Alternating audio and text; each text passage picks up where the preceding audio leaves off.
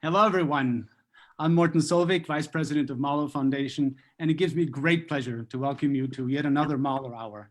This time it's welcome to Mahler Turns 160. So we're celebrating Mahler's birthday today, the 7th of July, and it gives me great pleasure to welcome you all back, those of you who are here, and of course, to those who are tuning in for the first time. I want to thank our participants from the last Mahler Hour. We did Mahler around the world. Today is very much in that spirit as well. We had Sibylle Werner, Kao-Chun Wong, and Thomas Hampson as guests, and 21 Mahler organizations from all around the world, representing 16 countries on 4 continents. And there were 3,500 of you following us, and it truly made us feel like an international community of Mahler, and we want to continue that tradition with our Mahler Hour today and in future. We're going to be establishing this as a regular event in future, and I'll have more to say about that at the end of our show. But to kick things off for Mahler's birthday, we want to invite the founder and president of Mahler Foundation and granddaughter of Gustav Mahler, Marina Mahler, to say a few words of greeting to all of us.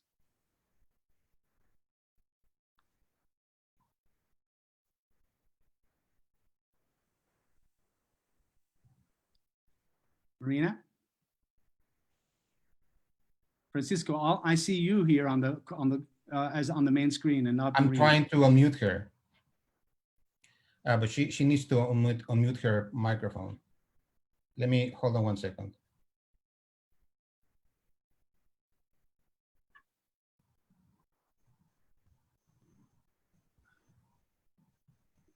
She needs to unmute.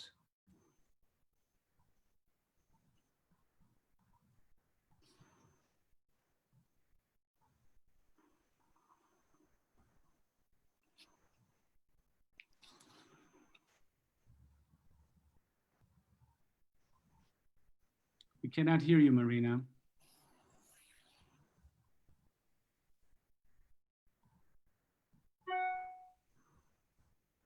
All right. There. Oh my goodness. Would you believe I was trying with my finger to unmute it because I got so, and now I'm fine. I want to say that I'm very, very moved to be here today on my grandfather's birthday with many, many people whom I can't see, and those of you whom I love and can see. And it comes right after a most extraordinary Mahler competition in Bamberg. I must just mention it a moment, because the fact that it's in a way the day after or 2 days after makes me very emotional, because we discovered a very, very wonderfully, magically gifted young conductor who conducted Mahler 4 with Barbara Hannigan, who sang it. And I can't tell you how we as a jury were moved to tears. And there was no public, no audience. There couldn't be, but we were all there. And this made for a sort of, let's say, a wonderful root seed event emotionally for me to be here today with you on his birthday. And I just wanted to mention it because it's part of this amazing journey, which we all take and are taking towards the music and with the music.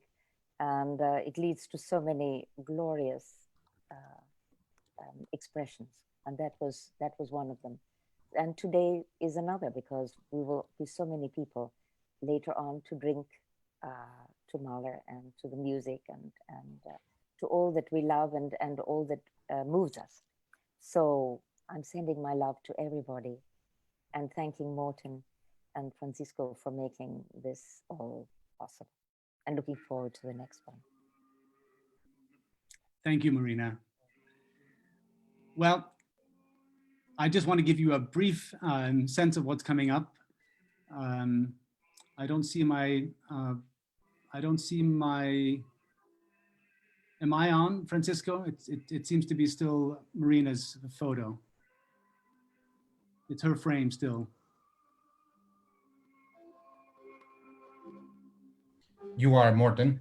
Am I on? Yes. I'm sorry, I'm not getting the right photo, the right frame from my Zoom call. All right, anyway, to go back to our broadcast today, coming up today, we'll have an interview with Aaron Cohen about his upcoming podcast series on Mahler symphonies. We'll be talking to representatives of the Gustav Mahler Stichting Nederland, the first in our new series of Mahler Society profiles. And we'll be asking you all to be asking us questions online, and we'll look forward to a short Q&A session towards the end. But and then, of course, we will have a toast to Gustav. So get your glasses ready. I see that many of you already have them. And immediately after the hour, we'll have a bonus track, a film on the life and songs of Gustav Mahler with Thomas Hampson. But first, we're going to go to the very place where Mahler was born this day 160 years ago in Kalešte, in the what is today the Czech Republic. And we are supposed to have Jiří Stilic online from Mahler's birthplace in Kalešte. Jiří, are you there?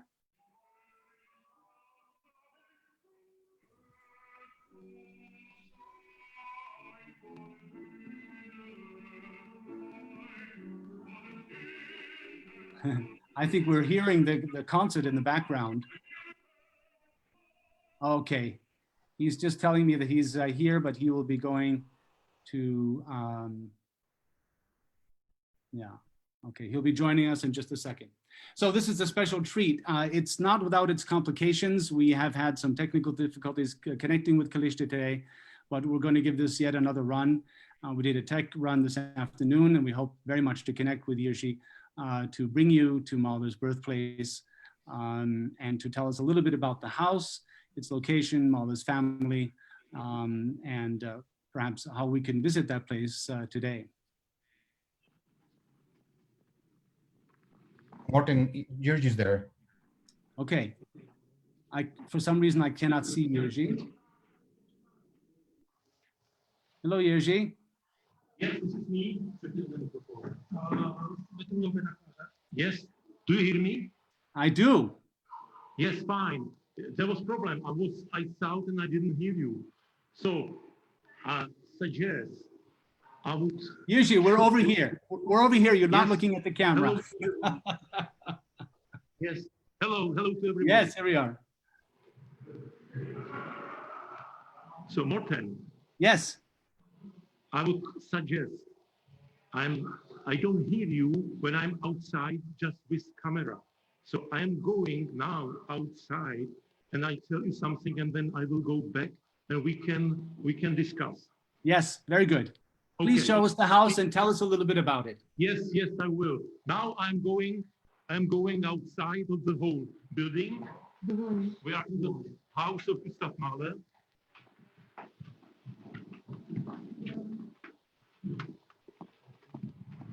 So we are going outside of this building of the birthplace of Gustav Mahler. Here is the desk commemorating the birthplace of Gustav Mahler. And just very briefly, we are 150 kilometers from Vienna, 100 kilometers from Prague. It's 10th of July of 2020. And we are in the house where Gustav Mahler was born. So, and now I'd like to show you how it looks like, not only from outside, but the inside of this birthplace. So let's go to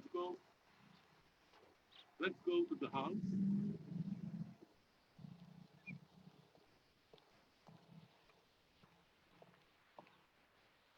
So, we are going to this birthplace, to the house, very slowly.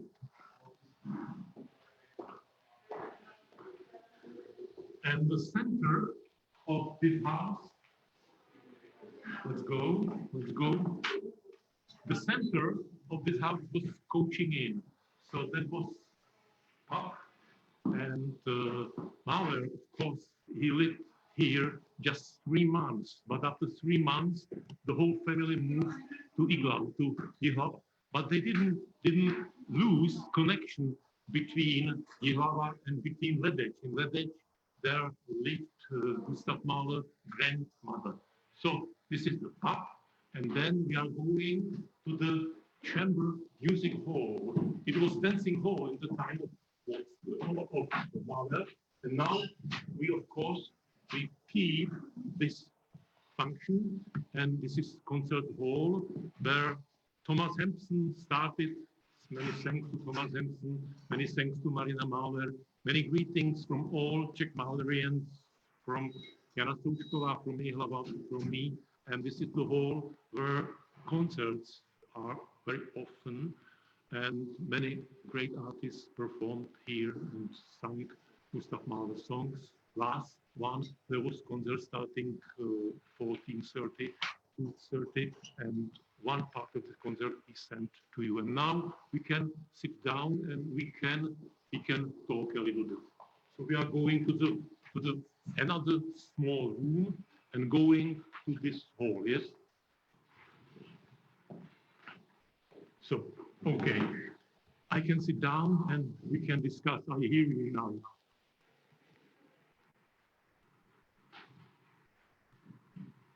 Thank you so much, Jiří. That was just a wonderful, wonderful tour of the house and gives us a sense of what it looks like today. You said that the family left after 3 months, so this is not an area that Mahler knew directly very well. But how far away is Jihlava? Jihlava is about 30, 40 kilometers from this tiny, small village. Mm-hmm. So it's the countryside and the forests and the place and is very similar to where he grew up. Of course, he moved to a town. Why did his Kalište? Why did he leave Kalište? Yes, why did they leave? Bernard Mahler was something like a businessman. So he needed more places for his activities. So that was the reason the old family moved to Jihlava. Bernard Mahler, the father of Gustav Mahler, he had distillery here in this village, but then he went on with business, with alcohol and other things. And he was very successful in Jihlava. Tell me about the concert today. There was a concert today, wasn't there, on Mahler's birthday in the hall? Today we organized a concert of Gustav Mahler's songs from the Skandinavian home and record leader, and then of course one sonata by Beethoven, because we celebrate not only Gustav Mahler today, but also Ludwig van Beethoven today. So there was songs from the Skandinavian home and record leaders. Usually you showed us when you did the tour, you showed us that there's a cafe there now, a concert hall, and other rooms. What is the house being used for today? And can Mahler fans come and visit this place? Is it also a museum? Of course, all of you and all of Mahler fans are cordially invited and will come. Because we didn't want to establish something like a museum. We wanted to keep something like living. Yes. So there is a nice cafe, there are rooms for accommodation, so everybody who's coming is really welcome. Well, it's tremendous. I have had the privilege of being there, and the feeling of being in the same room where Mahler was born, of course, is absolutely unforgettable. And I would encourage all of you to, at some point, if I can put it this way, make the pilgrimage. It's a beautiful, beautiful countryside. It's not too far from Jihlava, where there's also a museum. It's definitely worth the trip. There's much to see and to experience. And I think to understand Mahler's relationship to nature and many other facets of his early creativity, we really owe it to ourselves to take that trip. Yes. We'll be seeing Thomas Hampson later on today as well. Come to us. Yes. We're very happy to Yes. see you here Yes. in the countryside where Gustav Mahler was born. Yes, that was quite a concert. I was there. I remember it very well. Yes, no, I remember. Thank you. All right. Well, I'm wondering, I don't think we were able to get a recording of one of the songs today, but it was wonderful having you join us today, Jiří, and I hope at some point that we will also be able to visit Mahler's home in Žilava, and we can continue our dialogue with all of you in the Czech Republic, who of course have a very, very deep relationship with Mahler and his origins. Many, Okay. many thank you for this opportunity, and we are looking forward to you and for this opportunity. Yes, thank you very much. Thank you so much. Thank you very, very much for participating, Jiří. Bye. Bye-bye.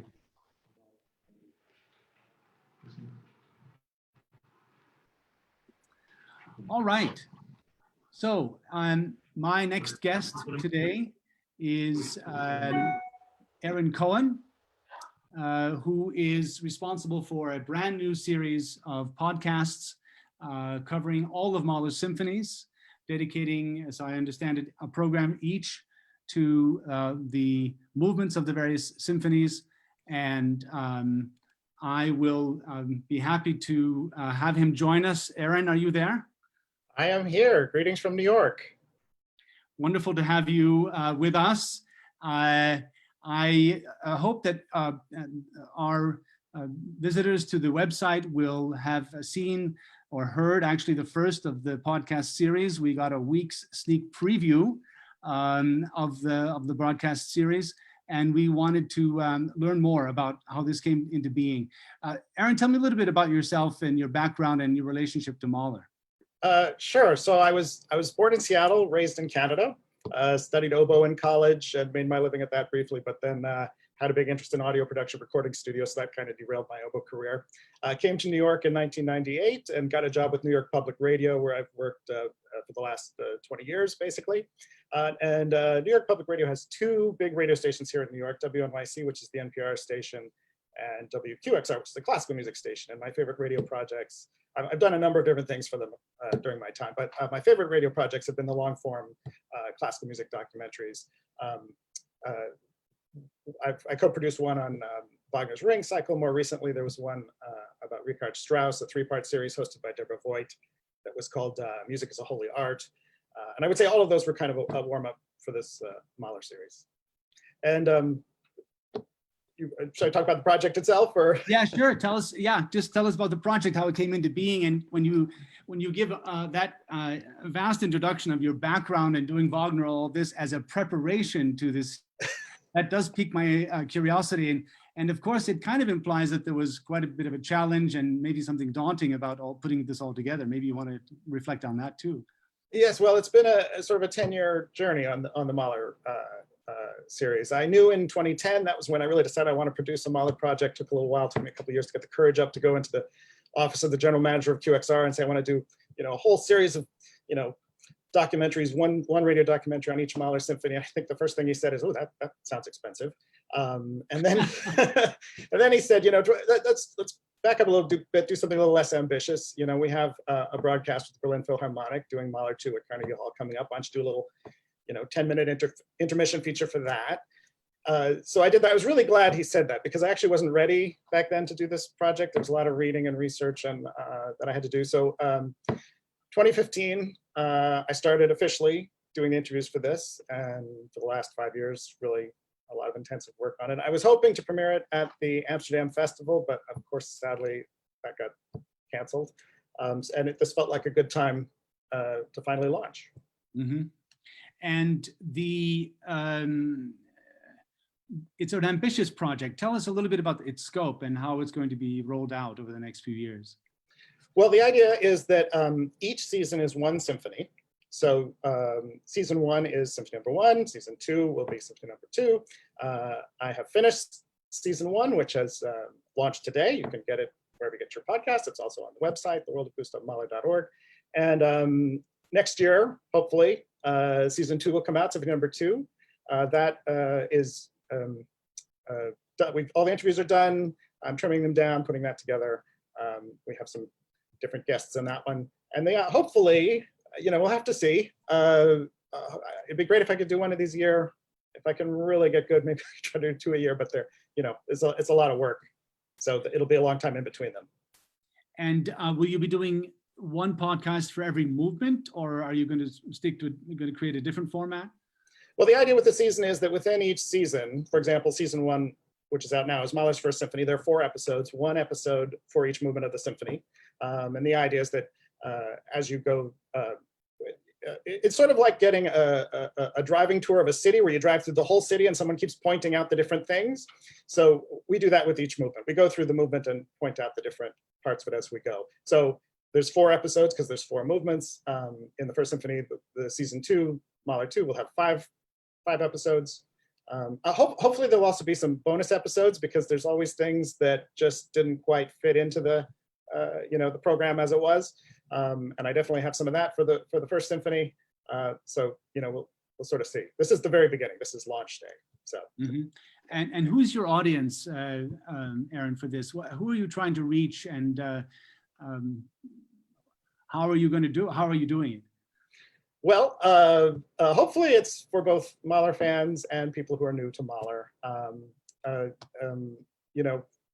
It's a podcast. It's on all the platforms. It's on the radio. There's a radio version that's going to air tonight across radio stations in the US and later in the year, probably radio stations in Europe. For season 1, we have a terrific cast of musicians and conductors. We have Michael Tilson Thomas and Kent Nagano. We have musicians from the Boston Symphony Orchestra, the Philadelphia Orchestra, the Concertgebouw. We have a wonderful group of music scholars from all over the place, including Marilyn McCoy, who many of you might know. We have actors reading the words of Mahler and Natalie Bauer-Lechner. And one of the things that I think I hope is unique in this is sort of the interplay of the music and the commentary. I've tried to sort of let them try to map out the music and fit the commentary on top of it.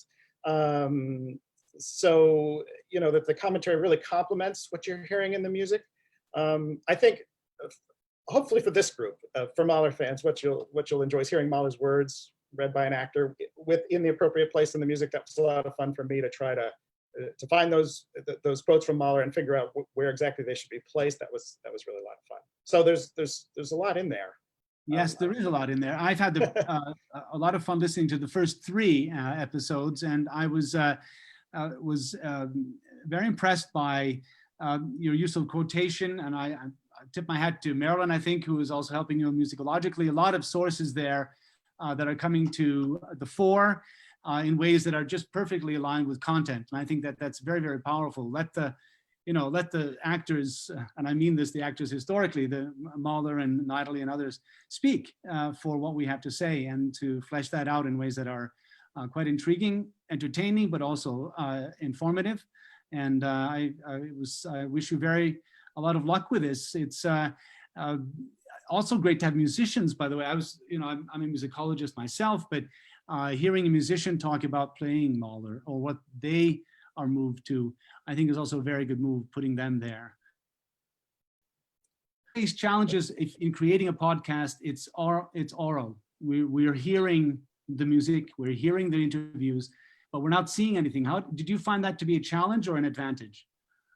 Well, I mean, what I found was just that I had to remember to reintroduce everybody, because even though you heard someone talking 20 minutes ago, when they come back, you can't see them. So I have to, and that was something that just plagued me as the different drafts. I was like, oh, right, you don't, that was 3 episodes ago you heard from this person. I better tell you who they are again.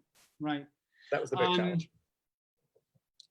Okay, our time is running out. Podcast versus radio. What are some of the issues there? Is there a reason for podcast? You said you're going to turn it into a radio version. What's your reach, and what are the decisions being made with media? Okay, you cut out at the very end, but I think I got the bulk of the question. Right. So there are 2 versions of the show.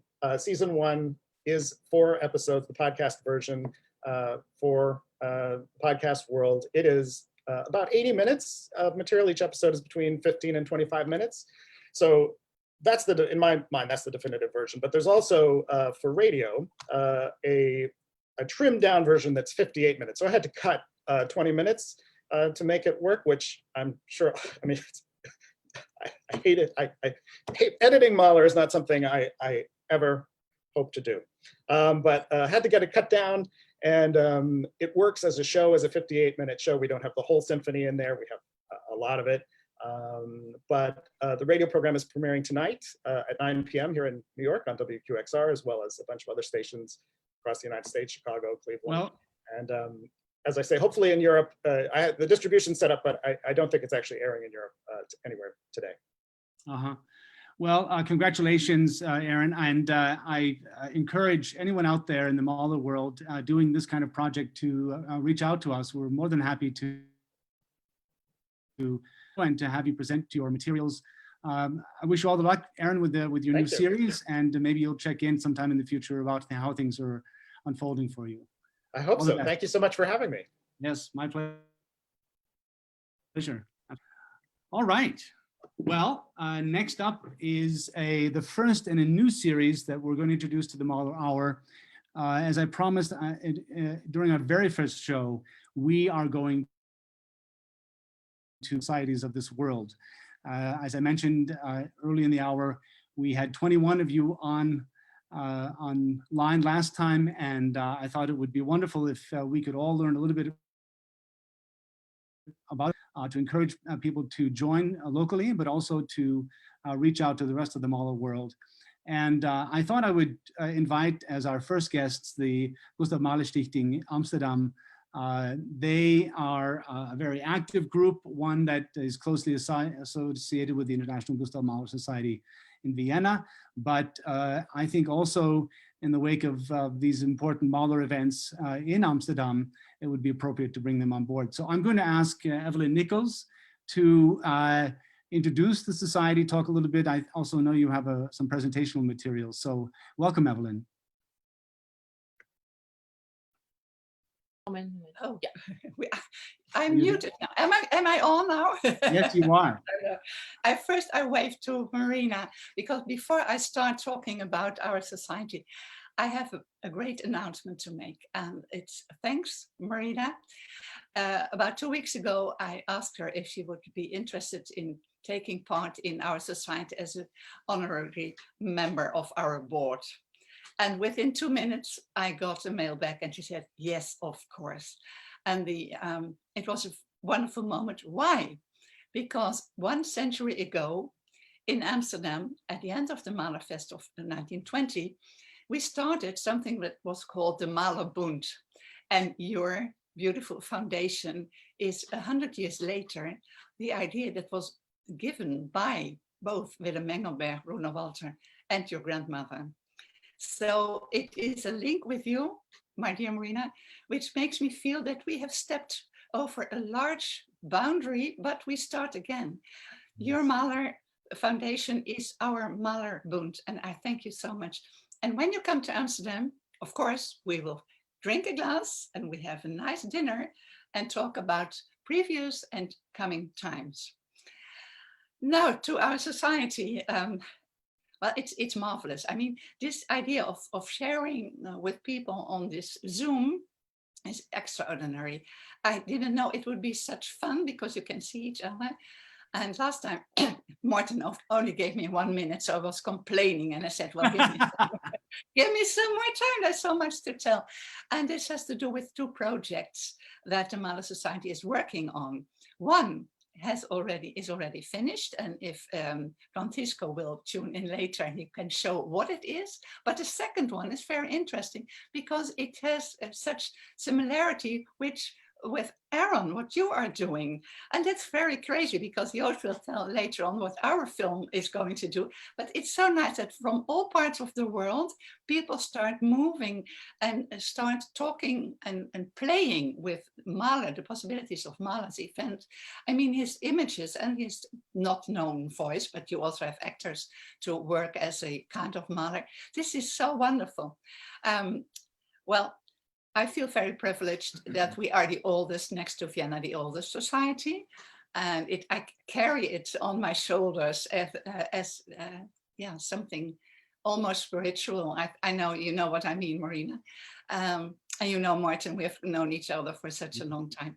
But maybe because the time is limited, I would like to show, I don't know if you can see this. Yes. Ah, there you are. Well, thank you, Francisco. This is something perfect. You see this powerful woman. You see the grandmother of the powerful lady that Marina is. I mean, you are come from a good stock. And she glares and she dares and she says to us, read my book. Well, before the book appeared, she was writing a lot of letters to the Albert de Lange Verlag in Amsterdam. By the time of 1938, it was not longer possible for Alma nor for her husband Franz Werfel to publish books in Vienna. And she was looking around and she found Amsterdam as the place where there was a possibility for exile literature to get her books published. This book is not about, it's a story within a story. They are letters, but the letters tell a very moving story about someone who is trying to get the work done instead of sitting in Vienna and waiting till the hammer blows fall down. She moved with her work to Amsterdam.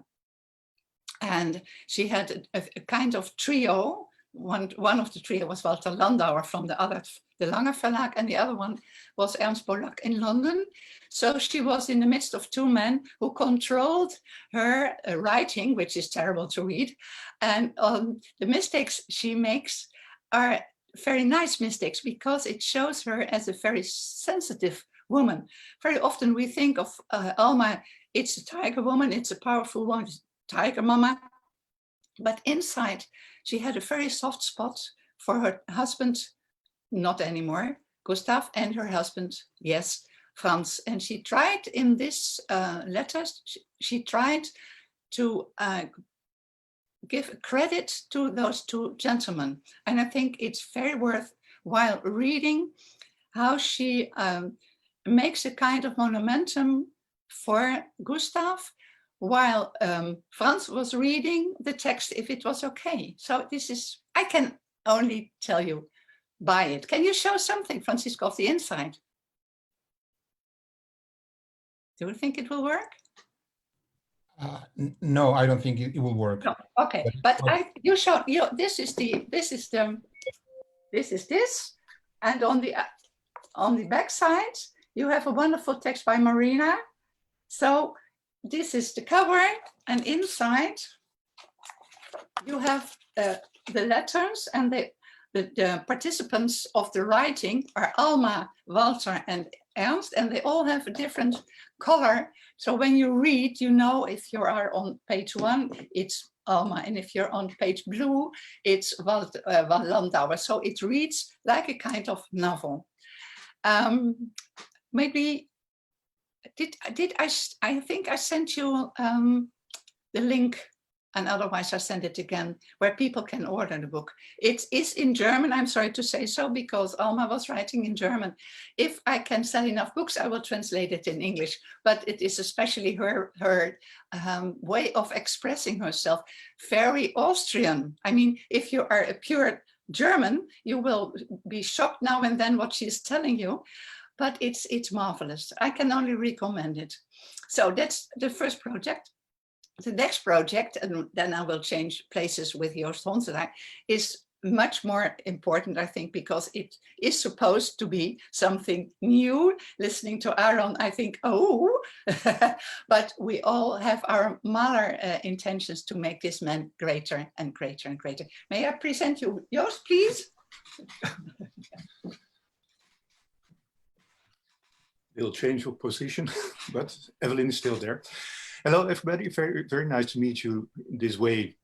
I don't know, Morten, how much time is left, but my trailer about the project we're going to do is about 2 minutes. So I think I've got, well, 1 minute to explain.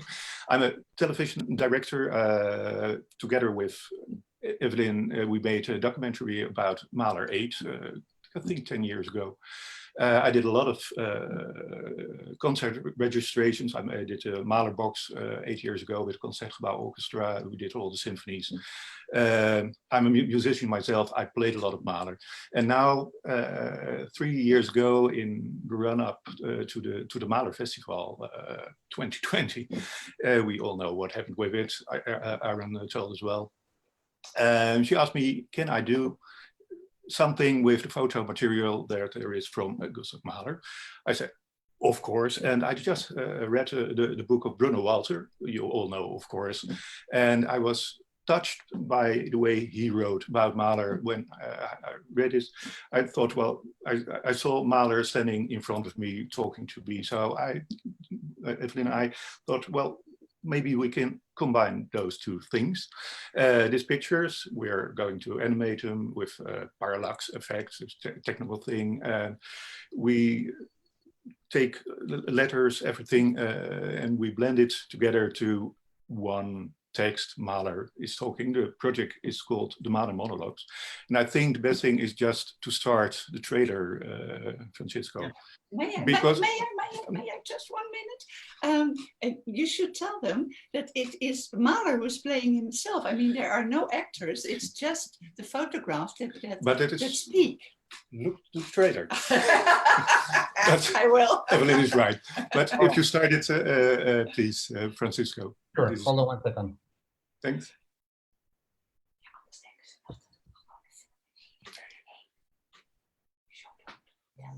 This is a photo we all know so well. Isn't it a pity we have no moving images of Gustav Mahler, nor a recording of his voice?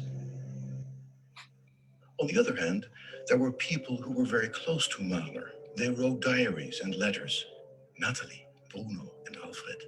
Alma, of course. And Mahler himself wrote letters as well. Imagine all these texts put together, giving us the voice of Mahler. Mahler speaking about himself. Not a documentary with pictures and a voiceover, but an experience where music, words, and video blend together, bringing Gustav Mahler closer to us. Black and white turns into color. Gustav Mahler looks at us and talks to us. 10 monologues. Mahler, the husband, the family man. Mahler and nature. He loved nature more than he loved people. The father.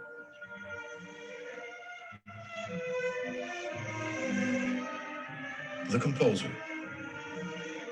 Mahler, the conductor, brilliant, yet ruthless.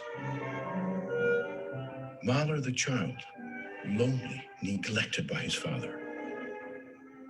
Mahler and death. He's passionate, angry, a doubter, excited, cheerful, anxious. The Netherlands Gustav Mahler Foundation, together with Joost Honselaar, presents the Mahler Monologues. Gijs Scholten van Aschat, the renowned Dutch actor, becomes Gustav Mahler, as we've never seen him before. A film that can be enjoyed as a video installation at festivals as well. Under construction, but coming up soon in September. So Wonderful. Thank you. And well, this all has to be made yet, but we've got a lot of text. Evelyn offered me, well, of course, who else? A lot of material. We're working that to text for well, to monologues, and there will be 10 or 12 chapters like this. Mahler, the husband, Mahler, the lover, Mahler, the Jew, Mahler, and Amsterdam, and well, put together, it is a film. But on festivals, it was meant for the Mahler Festival 2020. You can separate it in 10 or 12 little solitary films for, well, an installation. So we're working hard at it. So well, it's absolutely Looks very exciting. mesmerizing to think Very what this moving. might look like. So I wish you well with that, with this project. And I'm tempted to ask for something special for the Mahler community. Maybe we could have one of the monologues or a snippet of the monologue on our website to help promote this project, and perhaps for our viewers to have an opportunity to see it even before the whole project is finished. Of course. And this little trailer is available for you to you all to put on website. Fantastic. So Very of course, exciting. of course. And as soon as we've worked with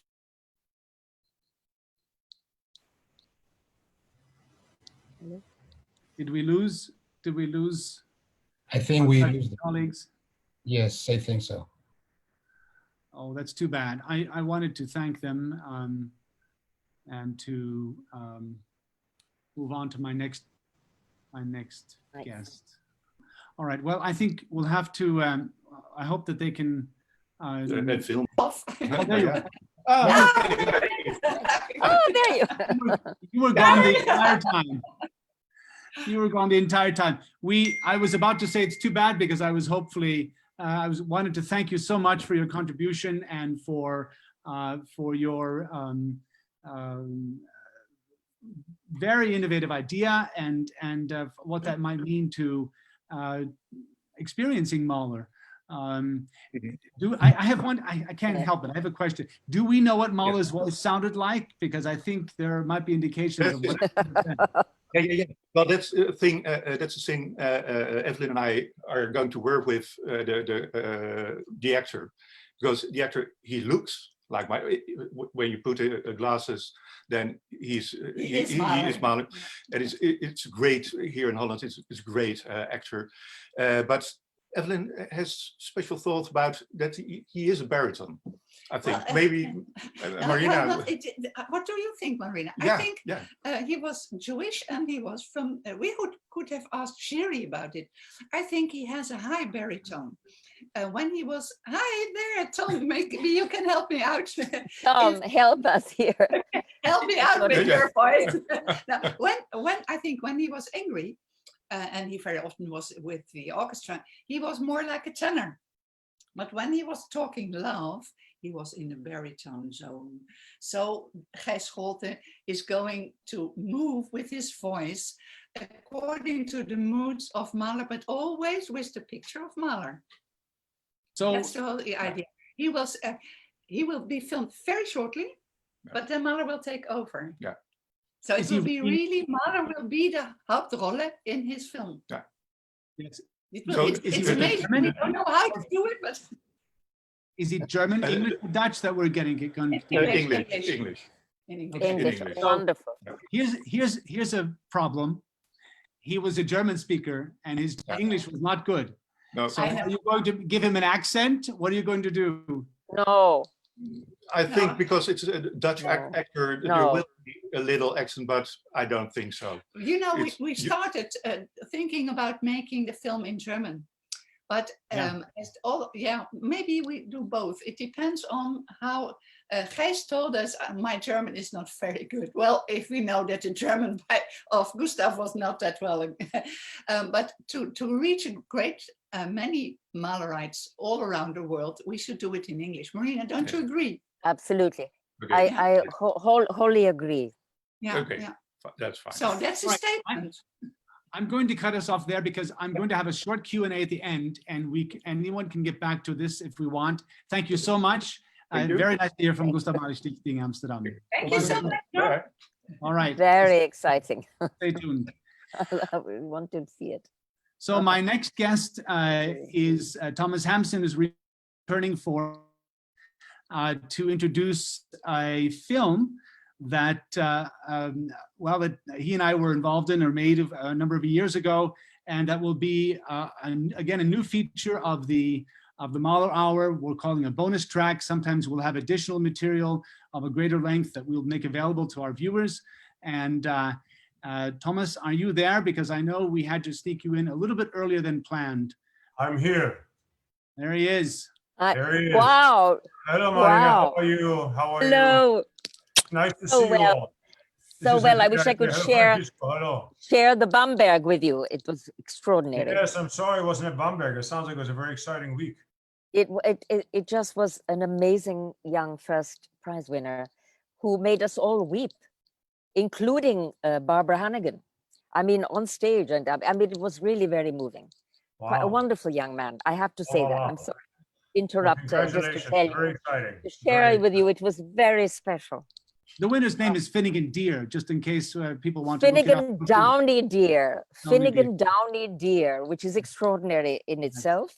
Yes. But he is all the more extraordinary, way beyond anything you can imagine. There you How are. old I is would he? say he is Tom, I was 30. going to have you on at the end to introduce the film, but you are off, aren't you, this afternoon? This Yeah, evening? everybody, I'm really glad to sort of drop by, say hello, and of course support your first Mahler Hour. I think it's a fantastic idea. Congratulations, Morten. Congratulations, Foundation. You and I, Morten, were talking about something on today. At first it was May 18, and we did something on that day, but I would have been more involved today. We were going to make some sort of party, but for me, in fact, the Zurich Opera got permission to have a very small festival at the end of their season. So if you can imagine, and they asked me to sing a recital, and I said, can I have the 7th of July?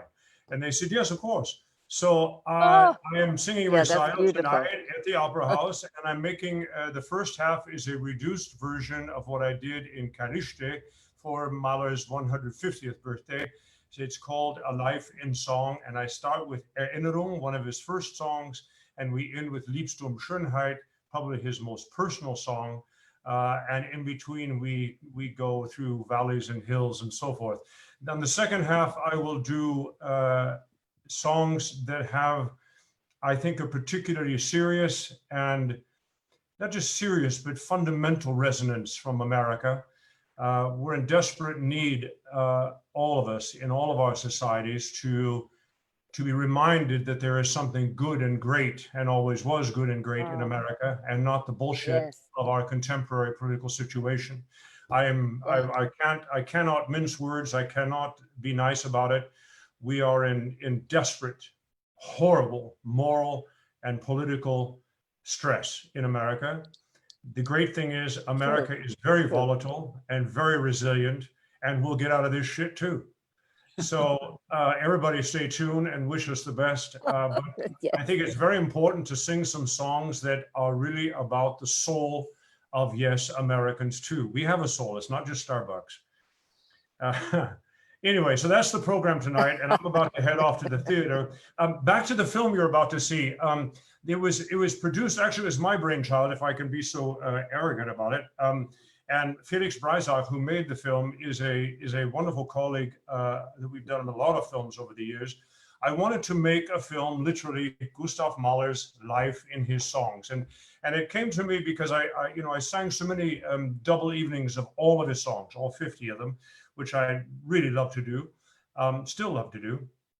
But it was very clear to me in the Knaben Wunderhorn evenings that there was some kind of autobiographical urge coming through all of these wonderful folk poems, and how Mahler would take each individual poem very specifically, and sometimes a couple of them, and meld them together to create a particular cosmos of human behavior, mentality, soulfulness, if you will. And of course, we know the different kinds of songs, and we can talk about all aspects of Mahler's personality, but I've always been quite impressed by how you can get to know Mahler through his songs. So that's what's the urge, and that was the idea behind this film. I then asked Morten to save my life and help me write a script, and in fact he wrote the script, and I helped him. And we had a great time filming this in a studio, and we filmed two different versions of the script. We had an English version and a German version, which was a heck of a lot more trickier to do, even though we're both bilingual, than you would think. I think we actually probably wrote most of it in German and clumsily tried to turn it into the English language. On top of that, Mr. Breisach entered into his own artistic fantasy, especially in the English version, which you're going to see. And you're going to see some artistic license from Mr. Breisach that he did not actually talk to us about and surprised us. At the time, I was rather irritated and completely unconvinced by a couple of them, of the symbols. I'm not going to tell you what. I must say, revisiting it 10 years later, I'm not irritated at all. I'm still not completely convinced of one, but it's got a little edge to it, and I think everyone will listen to it well. But on the other hand, it's also good that we can put up the German and the English version on the Mahler website for a couple of weeks. I don't really care. They belong to us. We can do what we want with them. They do tell a marvelous story, and Mahler lives through all of them. And you'll see some, there's some wonderful footage of that miraculous day in 2010, walking through the Iglau cemetery with Henri Louis as we were doing his interview, and that's one of the more special times of my life. God bless him. So enjoy. It's a labor of love, and but everything from Mahler is a labor of love. And I have to add, Tom, you not mentioning this, but you should all know that there are many performances of you singing Mahler songs through this this film. In fact, it's a series. Yes, of hopefully that's not irritating. No. In fact, I'm trying to let everybody know what they're getting. You'll talk about Mahler and his life, and these songs make sense. They were put together in a certain order, but we get the full performances of them as well. So it's a special treat, and I hope you can all... And Morten, that's a very good point, if I may just keep on going with that, is that we really tried to let Mahler tell his story through the songs that we chose. That's the key point. And they're from various performances that I have had, and Hamburg, there's a performance of Hamburg. There's a wonderful cut. I think the Ging heute Morgen übers Feld is with Maris in Vienna. So yeah, there's a wonderful. It should be. I think you'll enjoy it. I think you will enjoy it. Well, thank you so much. We're going to be posting both versions, the German and the English version, to the website through the end of July. And I hope you can all have a chance to have a look. And for those of you who are on the live stream, we'll be airing this just past the top of the hour today. By the way, if I may, hello, dear friends, Viertler family in Toblach. It is such a shame that Toblach got canceled. Wolfram and I were very much looking forward to coming down. But I know that, they did a film of the last recital in 2018 with Wolfram and I, and it was for documentary purposes, and actually it turned out much better. I'm really bad at looking at my film. So anyway, I finally looked at it and said, you can use it. But as I understand it, you're going to do a little digital festival yourselves, and I think you're going to use this film. So there's another complete recital down there. I'm not trying to push my material on there, but if you're looking for songs, there's plenty of them. Very good.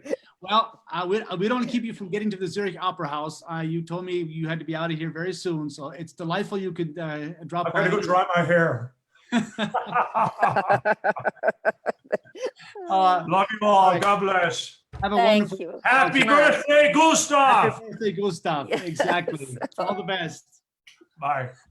Bye-bye. Oh. All right, everyone.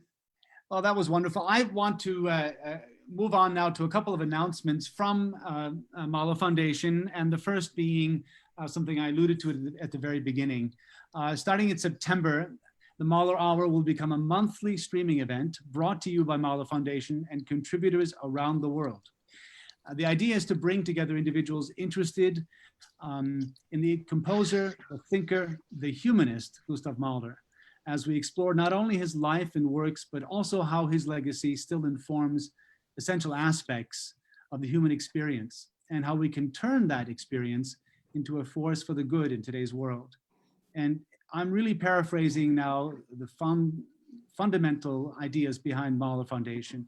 And so it's both a celebration of Mahler, but also a continuance of our mission here at the foundation. We will review chapters of Mahler's life, discuss his works, visit his homes and haunts, and also talk to creative artists, thinkers, and people from all walks of life as they reflect on the topics Mahler inspires in all of us. So this is just the beginning of a long series. We'll do it monthly, as I say, and we will be doing it on the first Tuesday of every month. We will not be doing one in August. That tends to be everyone's vacation time. So our next broadcast, our next Mahler Hour, beginning the monthly series, will be on the 1st of September. I hope you can join us for that. And I want to remind everyone that for 25 dollars, I think, you can become a member of Mahler Foundation to help us support us in our very many different ventures, both online and in the real world, so to speak. Please push the support button, the donate button. We're grateful for your support. I also, in this context, would like to have another announcement from Mahler Foundation, and I will turn this over now to Bill Richter, a board trustee, who will address you briefly on a topic of very keen concern to us at Mahler Foundation, and I think to many of you as well. Bill? Great, thanks. Can you hear me? Yes. Great, thanks. So first, I see a number of our donors and members, and I just wanted to thank you all for your support. That means a lot to us. And Morten, thank you for the introduction. Like all of you, I'm sure our board has had time to think about the horrific acts of hatred that have occurred in so many places worldwide.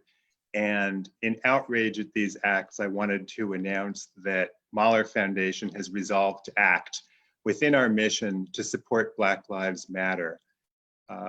We're joining our voice and, more importantly, our actions with those who seek to eradicate systemic racism from all of our lives in society. And with the donation already in hand, we're in the process of seeking out a composer of color to whom we'll offer a commission for a short symphonic piece, perhaps with vocals and/or choreography, to unleash the power of a symphony, to capture the moment, explore the pain, and help us heal, to allow us to breathe.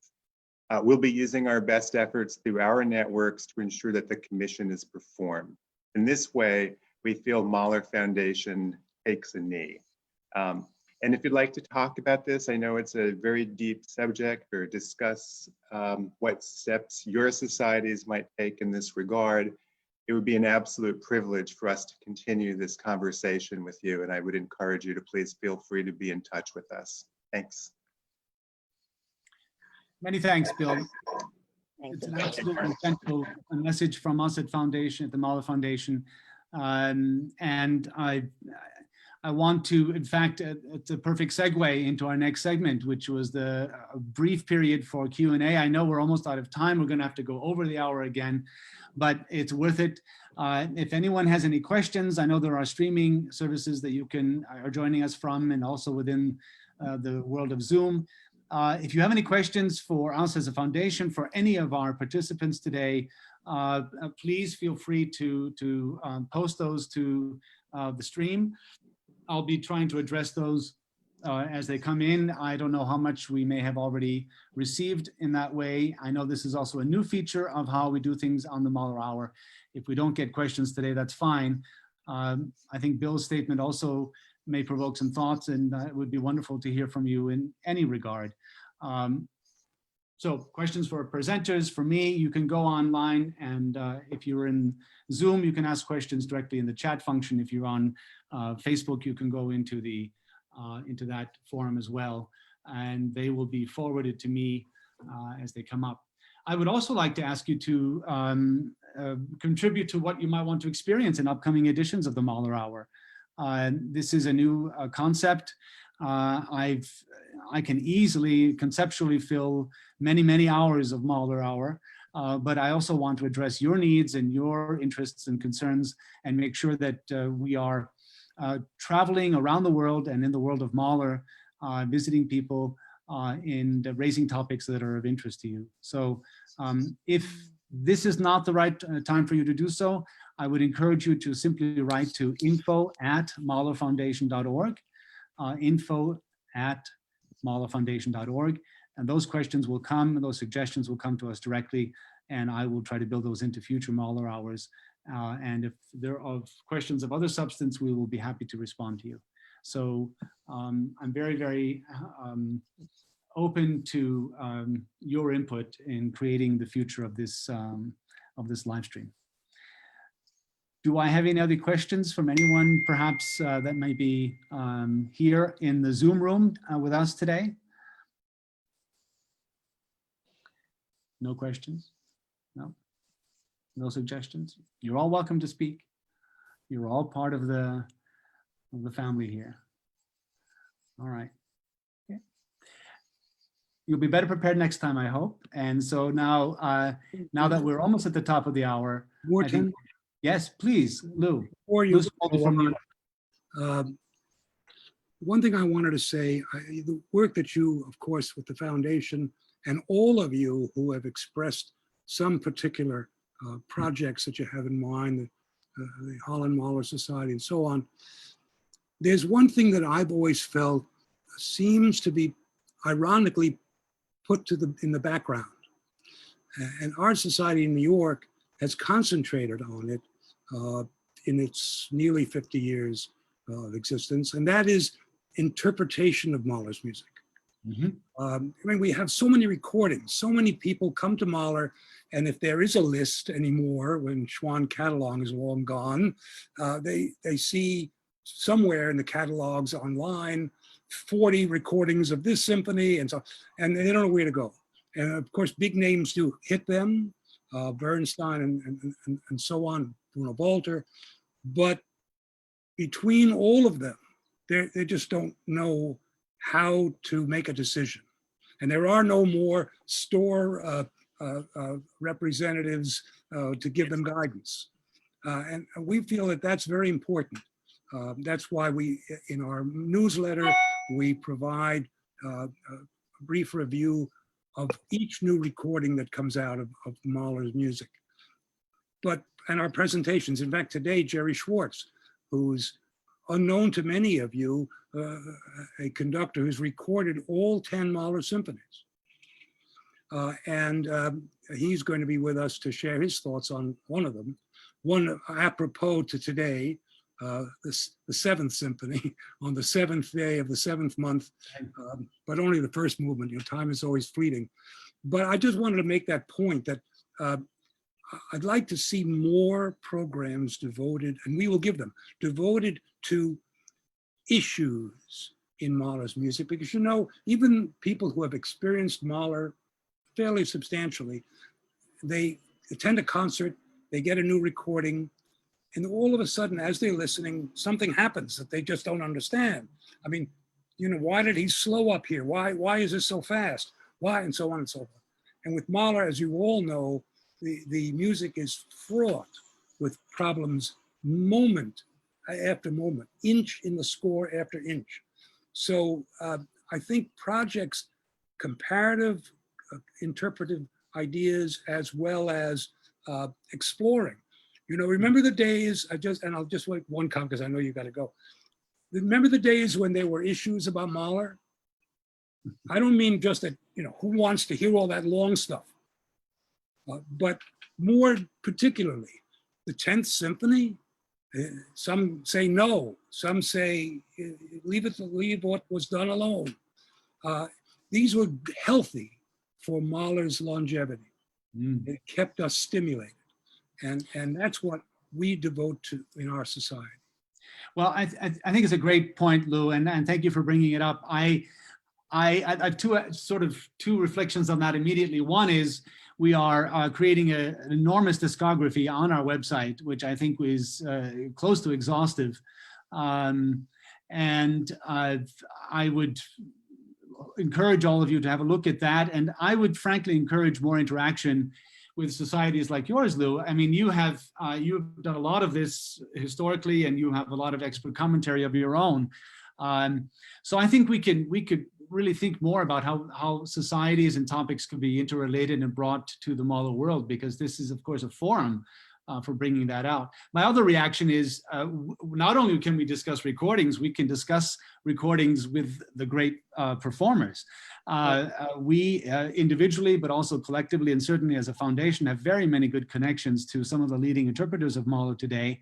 I mentioned them in passing in my description of what's coming up on the Mahler Hour in the future, but I expect that we will have singers, we will have conductors, orchestra members, etc., who will be part of the Mahler Hour, who can reflect on not only the recordings, but the performance challenges today.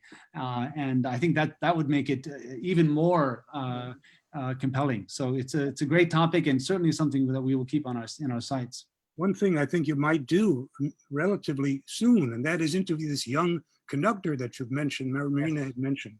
Oh, I would like to do that, but also together with Barbara Hannigan, who Yes. sang Mahler 4, Mhm. who was so moved, as we all were, to tears.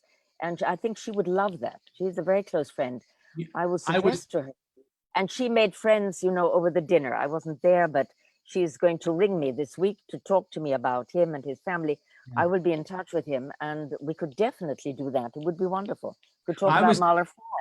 You all have to know that this decision was made on Sunday, 2 days ago. And Yeah. I was actually thinking, why don't we get all of the finalists to agree to come to Mahler Hour today? But it was because I didn't know which one would be chosen. So we'll have to wait for a later point in time, but we will absolutely have that person.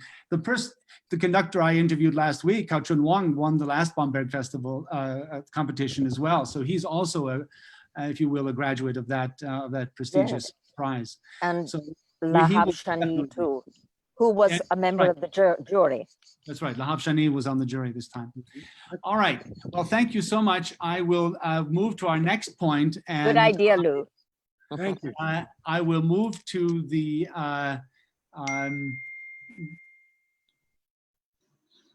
okay, I'm just getting a question in here asking if we could look at Mahler's poems and literary background. Of course, absolutely wonderful topic, and one that I've spent some time thinking about. So I'd be more than happy to delve into his interests in poetry and his own work in poetry, actually. That would be a wonderful topic. All right, we're going to move on to the toast. And as I said at the beginning, I hope you have your glasses ready. I'm going to turn it over to Francisco Bricio, who is the president of the Sociedad Mahler Mexico, and who has an organization that has existed for 55 years and is celebrating its 55th anniversary today. So Francisco, please lead us in the toast. Thank you very much, everybody. Most of you know me. I'm Francisco Bricio. I'm vice chairman of the Mahler Foundation, but I'm here today as president of the Sociedad Mahler de Mexico. Let me tell you a little bit about our society. In 1964, a young fellow named Javier Arnaldo participated on a TV show that it was a televised knowledge contest on a theme that each participant was able to choose by themselves. Javier wanted to be tested on his knowledge about Gustav Mahler. Remember, this is 1964, so at that time, Mahler was just starting to be known in the US, but however, in 1964, nobody knew about Gustav Mahler in Mexico. So this was a top-rated, high-rating show, mainly because of all contestants thinking that they knew a lot about their chosen theme. They failed on the final questions. To everyone's surprise, Javier became the first one to win the grand prize of 64,000 pesos, which is a lot of money. The audience increased interest as long as Javier kept advancing on the contest, and the fact that he became the first one to win the grand prize created a sudden interest in Mexico about the figure of Gustav Mahler.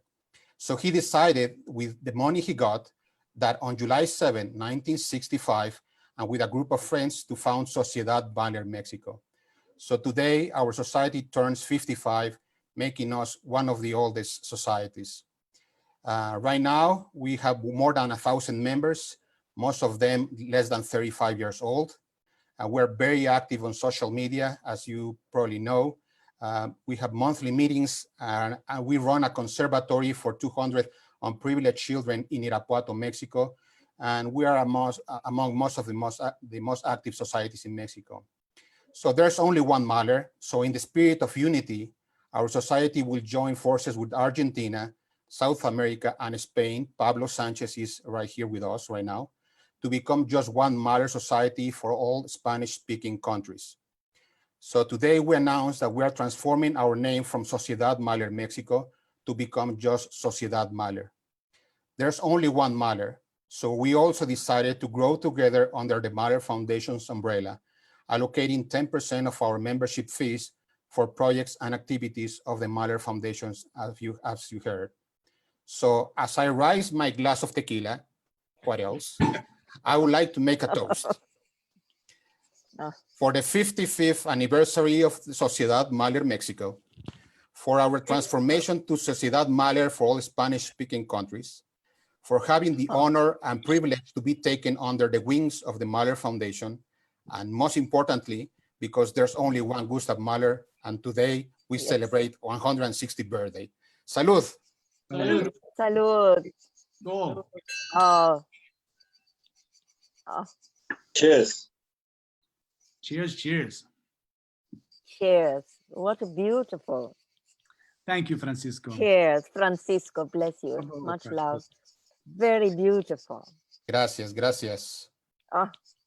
And then we're gonna have Lou and Evelyn and myself fighting for which one is the oldest, but who cares? There's only one Mahler. Now, Vienna is the oldest. We're come next, but it's of no importance. We should stick together and be one big family. That's right. Marina is our godmother. For the foundation, that's what we're becoming. There's only one Mahler. There's only one Mahler. Yes, we're very mindful of that. One big family. That's right. Of thought and mind and feeling and beauty. And there's lots we have to do because our world is going wrong. Our world is not becoming beautiful. We have to put it in the direction of beauty and humanity. It's very important. And take care of our nature and our people, all the people everywhere.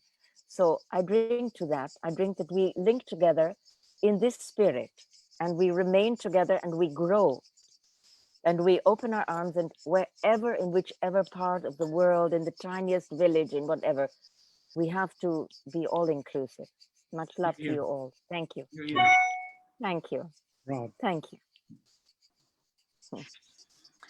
So we're now basically at the end of the Mahler Hour. We've gone over by a little bit, but I think every word was important and much appreciated. Thank you, Marina. I want to thank particularly Francisco.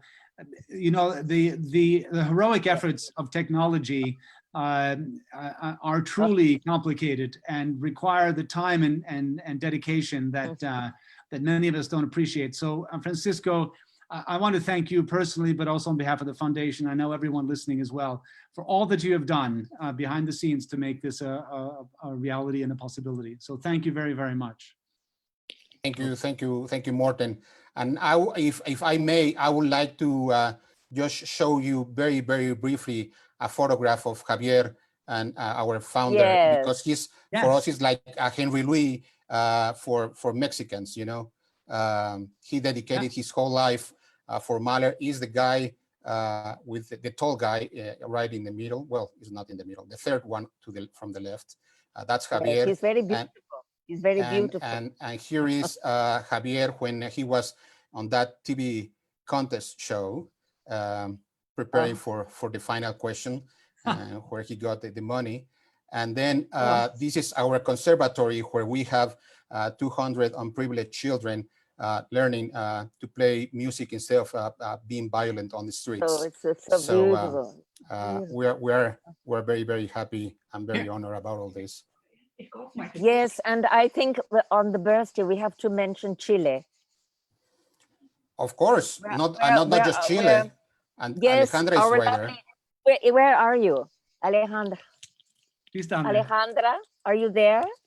Hi, Marina. Yes, I'm here. I'm thinking of you. I'm sending a toast to you. Love Thank you. you. Thank you for thinking of us. And also, if I may, I would like to, if Pablo Sanchez, my brother in arms in Spain, are you there, Pablo? So you can speak. Yeah. Pablo? Oh, you are, there you go. No, I'm mute. Hello. Francisco. Impressive Mahler Hour. It was very nice. Oh, wonderful. Lovely. Very talking, very moving. It's impressive. Thanks. And congratulations, everybody. Indeed. Well, for those of you joining us now for the film by Thomas Hampson. Thomas Hampson had to join us earlier today because he has to run off to the Zurich Opera House for a Mahler recital this evening. And I think we'll have to segue without further introduction then to Thomas Hampson in Search of Gustav Mahler, from 2011, directed by Felix Breisach. I hope to see you all next time. Remember, our next broadcast is the 1st of September and every first Tuesday of every month thereafter. So nice having you all here. The film, Thomas Hampson film, is going to show right now. And if you don't have time to see it now, you can go back to our website at mahlerfoundation.org, and it will be there until the end of this month. Including the German version. Monica. Thank you, yes, Monica. and thank you to Monica as well, who's been helping us. Thank you, Monica. Behind the scenes as well in all of her efforts. Monica Aguirano.